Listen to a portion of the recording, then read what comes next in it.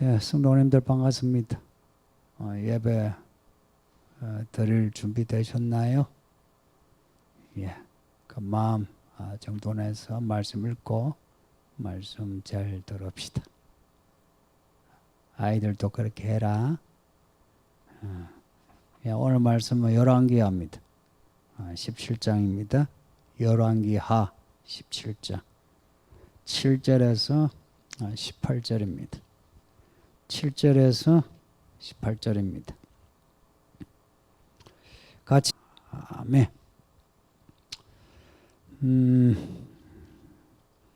지난주에 읽은 본문은 북이스라엘이 호세아 왕 때 망하는 내용입니다. 그게 앞에 6절까지 내용이고요. 오늘 읽은 본문은 이 북이스라엘이 무너진 이유를 말씀하고 있습니다. 나라의 수명이다 해가지고 그냥 무너진 게 아니다. 무너질 만한 이유가 있어서 무너졌다.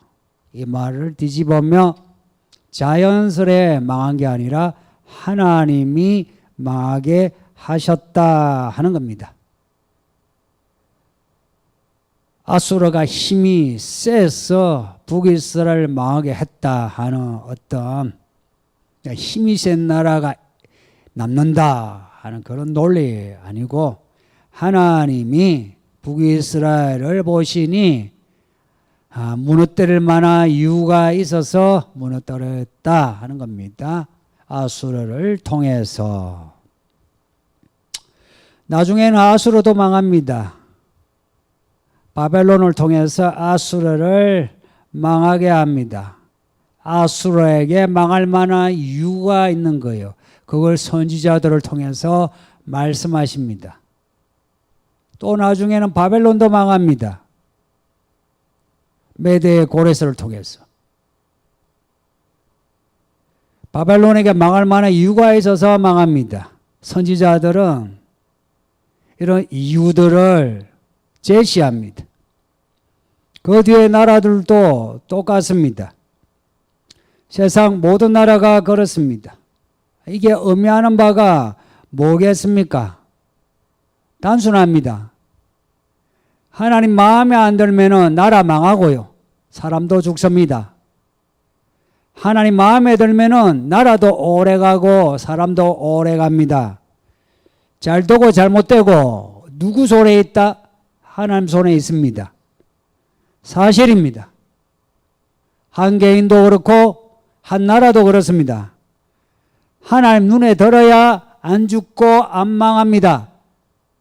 하나님 눈에 어떻게 하면 더 나아? 하나님 보시기에 어떻게 하면 좋은 사람 좋은 나라가 되나? 이게 관건입니다. 뭐니 해도 돈이 문제가 아니고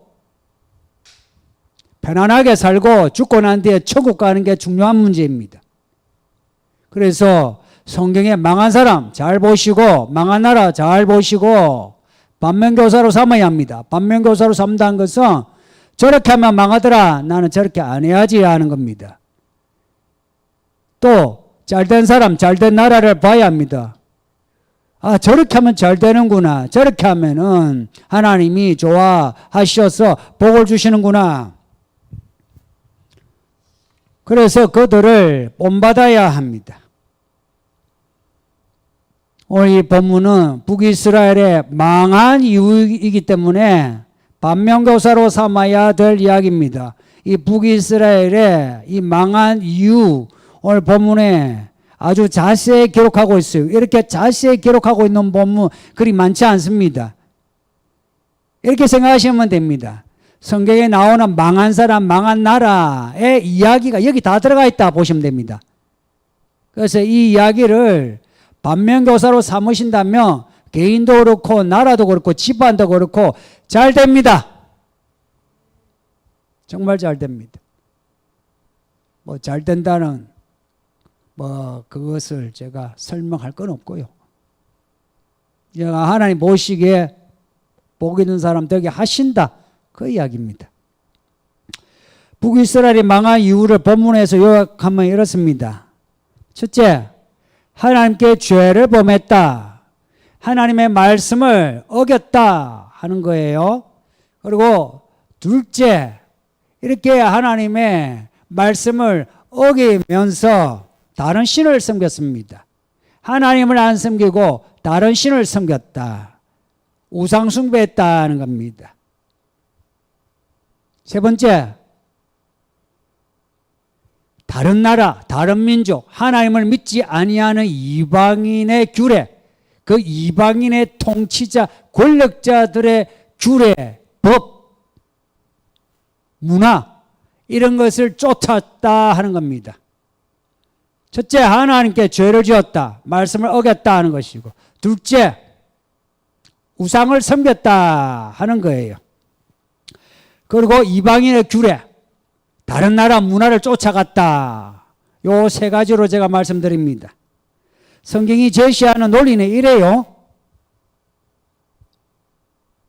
어떻게 하나님께 죄를 지을 수 있느냐 하는 겁니다. 그것도 이스라엘이 하나님이 택하시고 하나님이 구원하신 그 구원의 이야기가 역사마다 다 있는 이스라엘이 어떻게 하나님을 배신할 수 있느냐 하는 겁니다. 역정이 들어가 있어요. 어떻게 이스라엘이 하나님을 배반할 수 있느냐. 이스라엘이 어떻게 구원받았는데, 출애굽기 보면은 애굽에서 구원받을 때 어떻습니까? 그 애굽의 재앙을 넘어가고 홍해를 건너가고 광야를 건너가고 그리고 가나안 땅에서 전쟁해서 하나님의 도움으로 이기고 그리고 그곳에서 죄를 반복해서도 하나님이 다시 은혜를 주셔서 또다시 구원받고 그런 나라입니다. 그게 그들의 실제 역사입니다. 그 아버지의 역사예요. 그 아버지에게서 자기들은 나온 거예요. 그래서 그들의 현실이 실존이에요. 그런데 어떻게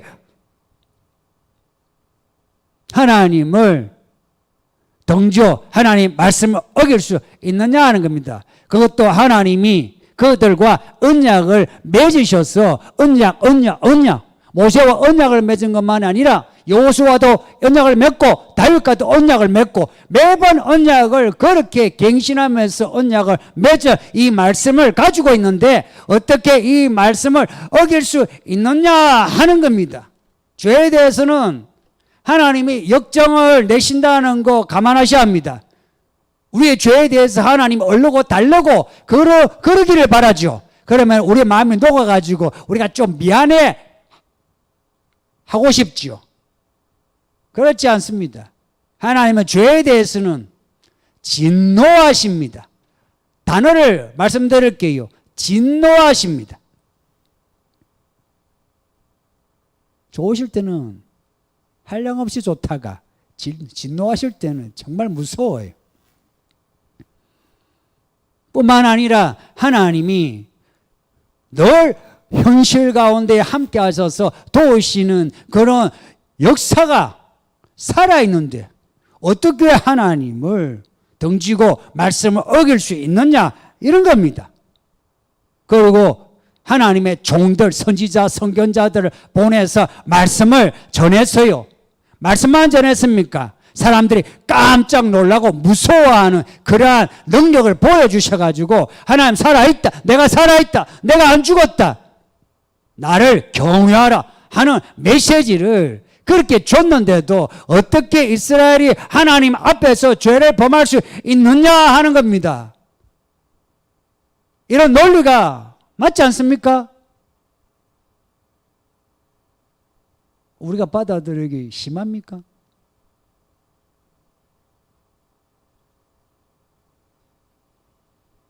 아예 우리를 죽여서 불죽에 안 넣으신 것만 해도 은혜죠.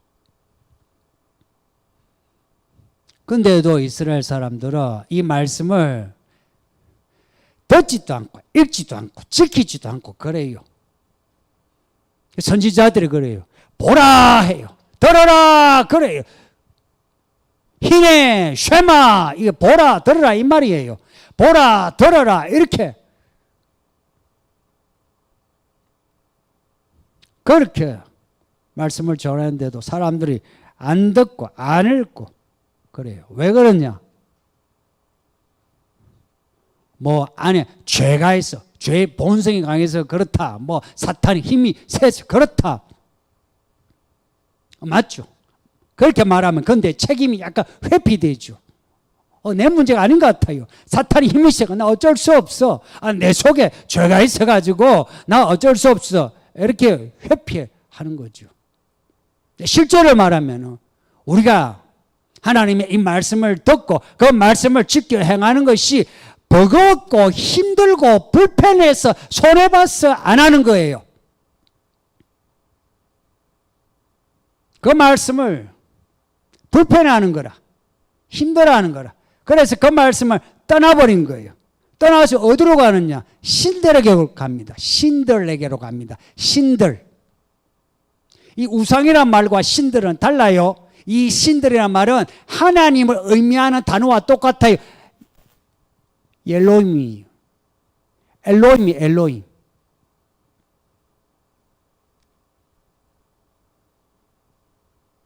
하나님을 믿는데 하나님의 말씀대로 믿기보다는 내 하나님을 믿어. 그런데 내가 믿고 싶은 대로 믿는 거예요. 하나님이 우리에게 주신 법도 율례, 규례 말만 들어도 딱딱하죠. 이 말씀을 들으니까 내 인생이 딱딱해지고 불편한 거라. 그래서 하나님을 믿긴 믿는데 그래 율례, 법도, 규례 이거는 약간 치워놓고 내가 생각하는 그런 하나님의 모습을 생각하는 거예요. 그래서 사람들이 말하는 하나님은 자기가 좋아하는 하나님의 형상을 말해요.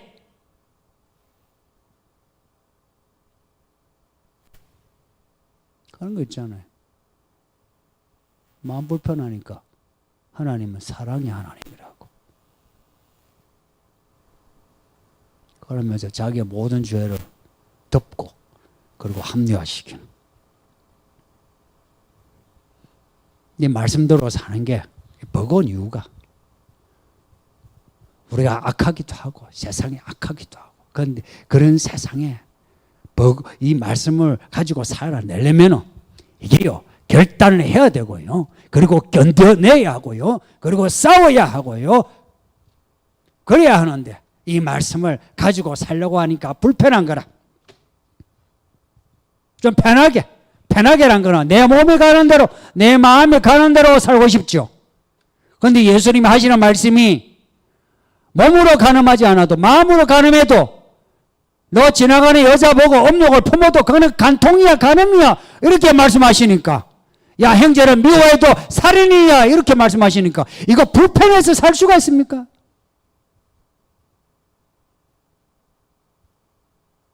그러니까 이 말씀을 희석시키는 거라. 이거 집어넣고 저거 집어넣고 해서 이 말씀을 희석시키는 거라. 그래 놓고는 야 내 믿음 좋아 그래요. 그러면서 이 말씀을 고집 곧대로 직설법으로 받아들이는 사람은 마치 광신자로 근본주의자로 혹은 괴팍한 사람으로 여깁니다. 성경에 나오는 믿음의 사람들 특히 선지자들 치고 사람들 보기에 괴팍하지 않은 사람이 누가 있습니까? 우리가 믿는 선지자가 그들 바로 그런 사람입니다. 우리가 믿는 그 사도들의 글입니다. 그러면서 고작 하는 말이 착하게 살면 된다 그래요. 사랑하면 되지 그래요. 착한 게 뭔지 아십니까? 사랑이 뭔지 아십니까? 그 사랑이신 하나님이 왜 그냥 말로 모든 사람을 내가 구원하면 하지 아니하고 수천 년의 시간을 보내면서 그 아들을 죽이기까지 피 흘려 죽이기까지 십자가에 죽도록 놔두십니까? 사랑이신 하나님이. 그리고 요한계시록을 보면 그렇게 많은 재앙으로 세상을 심판하시는 하나님이십니다. 왜 그러십니까? 사랑이시니까. 그 사랑이 뭡니까?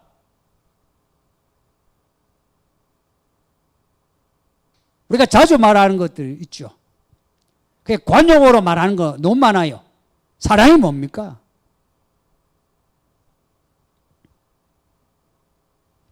성경의 하나님은 세상과 달라요.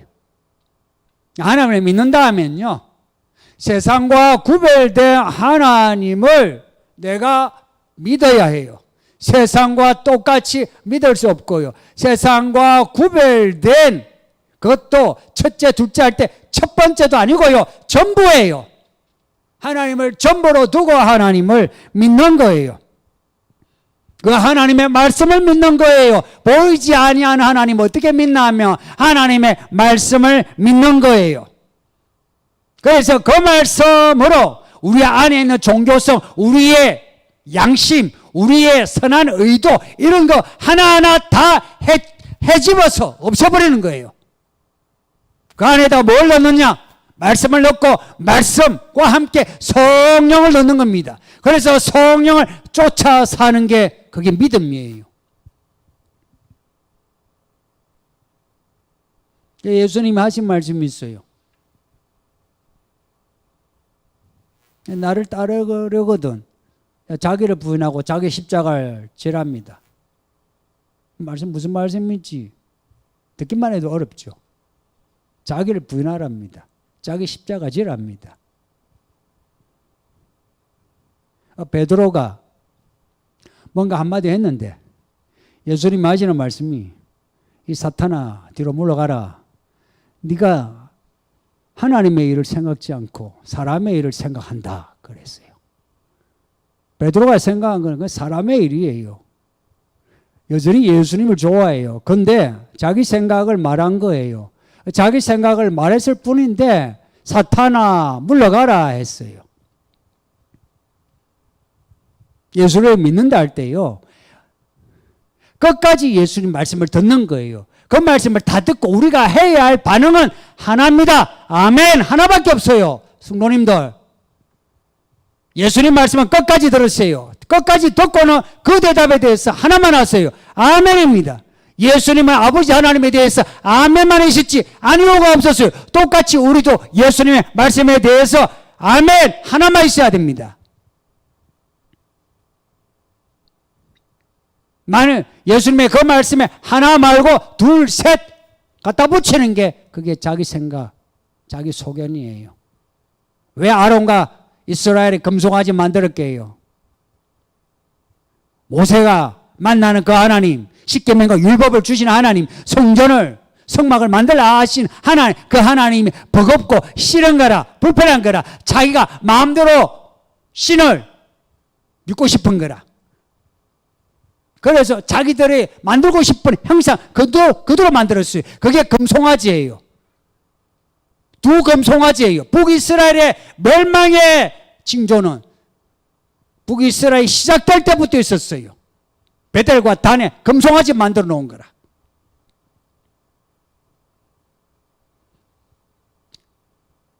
아까 엘롬이라 했죠. 하나님이라 했어요.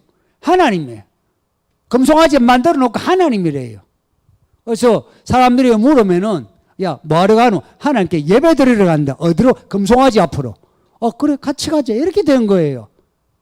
그 누구도 금송아지를 향해서 이거는 우상이야 하고서 금송아지를 파괴한 사람이 없이 다 금송아지에게 절을 한 겁니다. 그때만 그렇게 했습니까?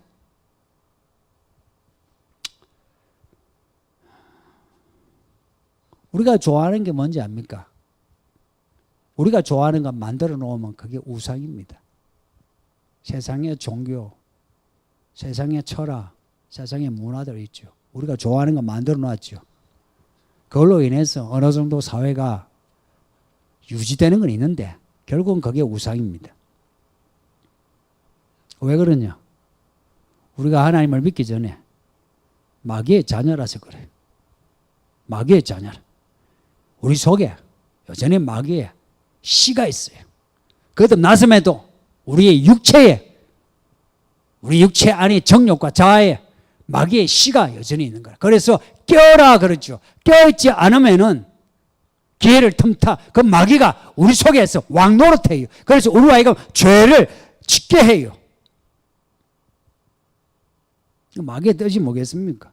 8절 보면 사람의 규례가 나오고 이스라엘 여러 왕들의 규례가 나옵니다.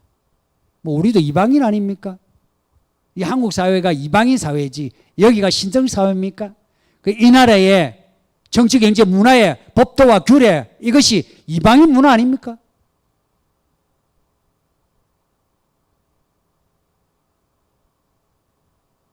하나님의 문화입니까? 하나님의 법도입니까? 그래서 이 사회, 한국 사회에 사는 우리는 그리스도인으로서 하나님의 말씀과 성령의 인도하심으로 이곳에서 살면서 구분하면서 살아야 합니다. 그래서 분별하라 하시는 겁니다.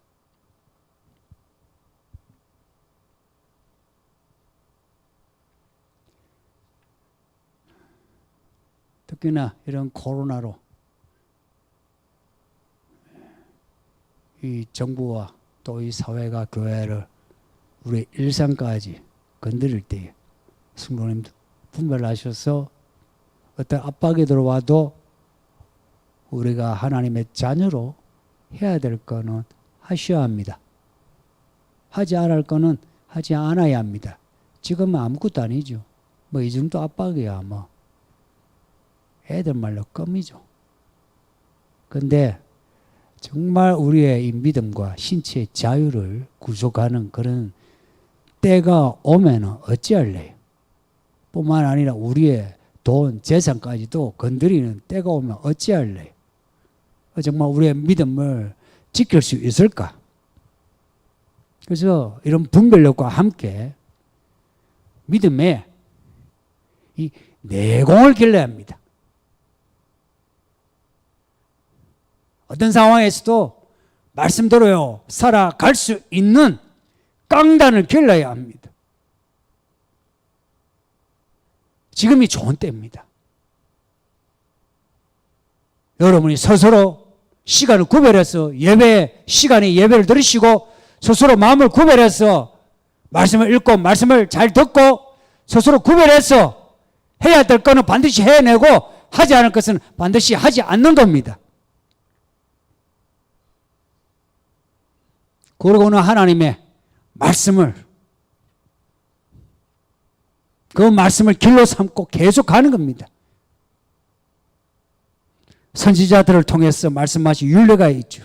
15절에는 여호와 율례, 그 조상들과 더불어 세우신 언약과 경고하신 말씀이 있습니다. 이 말씀이 선지자들의 말씀이요, 하나님의 말씀이요, 우리에게 경고하시는 말씀이에요. 그래서 이 말씀을 읽으세요. 성도님들, 이 코로나로 그리고 집에 있으시는 시간이 있으시면 핸드폰이나 텔레비전, PC, 컴퓨터 하지 마시고 성경을 읽으시기를 바랍니다.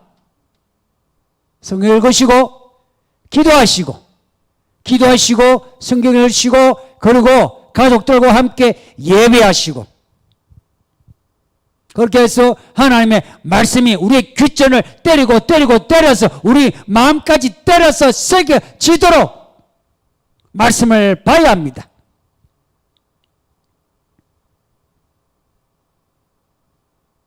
지금의 한국교회 이런 그 수치 욕을 엄청 먹고 있잖아요. 우리 한국 사회가 왜 이리 한국교회를 욕하나? 우리가 자초하면 있죠. 여기에 대해 크게 변명할 건 없고요. 교회의 그 원형이 되는 초대교회의 모습하고 비교하면 초대교회에 대한 그런 모습을 사도행전에서는 이렇게 표현해요. 말씀이 흥왕하는 교회, 말씀이 왕성한 교회, 그래서 사람을 더하는 교회. 이게 초대교회의 모습이에요. 그럼 우리 한국교회가 그 교회 모습하고 비교해서 정말 우리 한국교회가 아니면 우리가 있는 이 서울이기는 교회가 말씀이 왕성한, 말씀이 흥왕하는 그런 교회인가? 이 코로나 전에 교회 여러 문제들이 언론에 나왔잖아요. 이미 코로나 전에 이 언론은 교회에 대해서 비판하고 비난하는 그리고 사람들이 욕하는 소리가 엄청났습니다.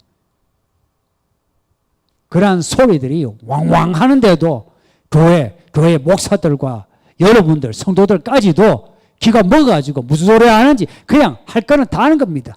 뭐 세습 문제 하고 싶은 대로 다 하고 재산 문제 하고 싶은 대로 다 하고 성추행 하고 싶은 분들 하고, 교회 마음대로 짓고, 목사들만 그런 게 아니라 성도들도 다 눈을 멀고 귀가 멀고,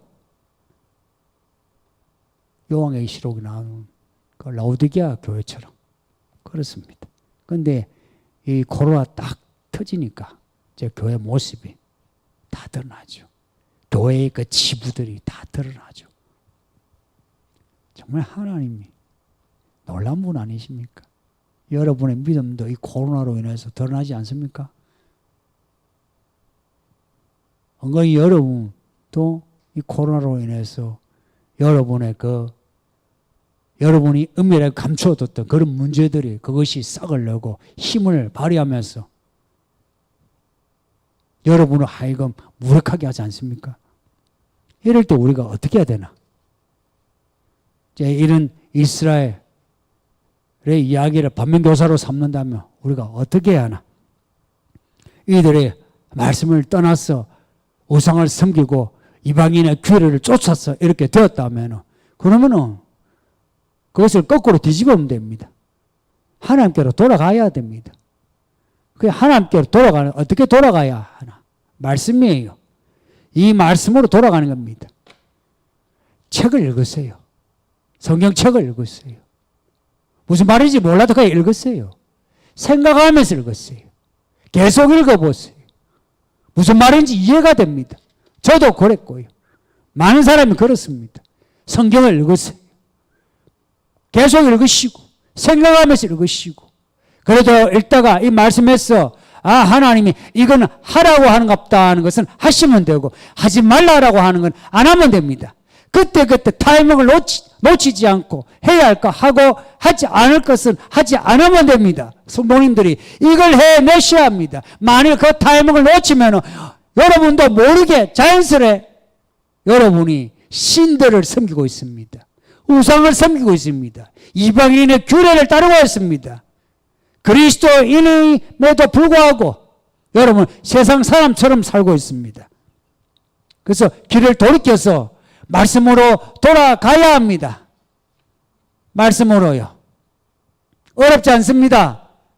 말씀 읽으시면 됩니다. 그리고 이 말씀으로 기도해 보세요. 생각나는 대로 기도해 보세요. 그리고 말씀대로 하루하루 살려고 해보세요. 그리고 말씀대로 살지 않은 것에 대해서 회개해 보세요.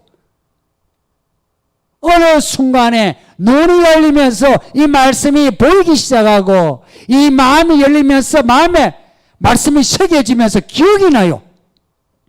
그리고 어느 상황이 되면은 이 말씀이 조합이 돼가지고 어떻게 해야지 하고 방법이 나옵니다. 해보셨나요? 해보세요. 그렇게 사는 거예요.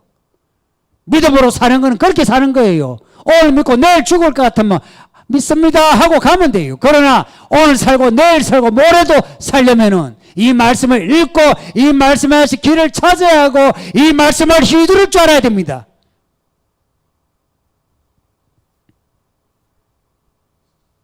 그렇게 해서 우리는 망하지 맙시다. 성도님도 여러분은 망하는 사람 되지 마세요. 망하는 사람 되지 마세요. 북이스라엘이 망하고 성경의 악인들이 망하듯이 그렇게 망하지 마세요.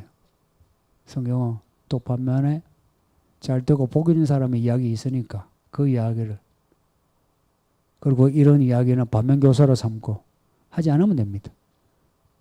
그리고 배워야 할 거는 하는 겁니다. 그냥 변명하지 말고 하세요. 그리고 똑똑한 척 안 하셔도 됩니다. 그리고 상황에 대해서 너무 상황 논리로 말하지 마세요. 하나님이 상황을 만드시는데 하나님이 죽이기도 하고 살리기도 하시는데 무슨 상황을 이야기할 수 있습니까? 할 만큼 했다. 얼만큼 했습니까?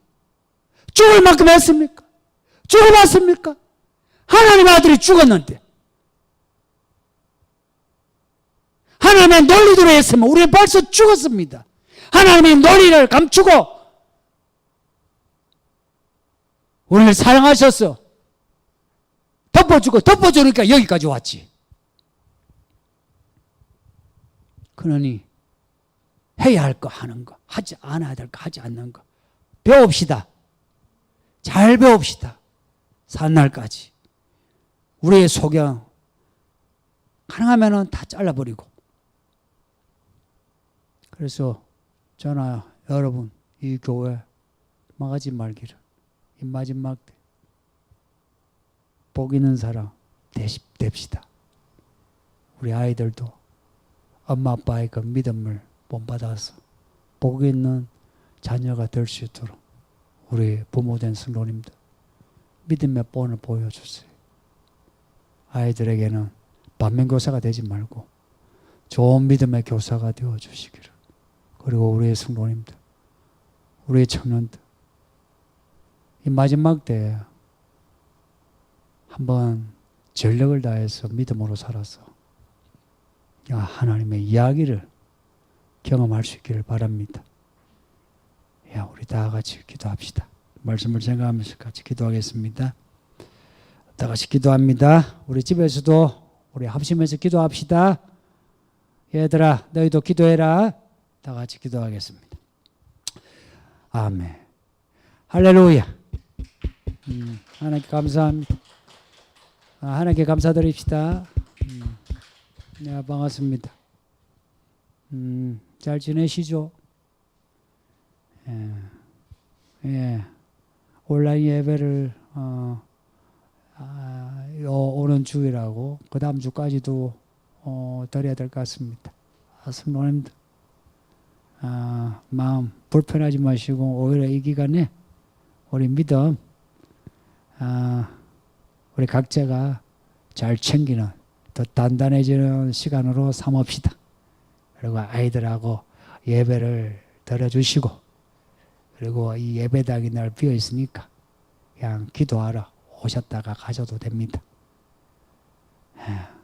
성도님들 보고 싶습니다. 이 예배 이 예배당에서 예배하는 그날 우리 기다리면서 그때 우리 모두 안 본 새에 믿음이 많이 컸다 하는 그런 모습으로 볼 수 있기를 바랍니다. 예, 남은 시간 평안하게 잘 지내시길 바랍니다. 바이바이. 바이바이.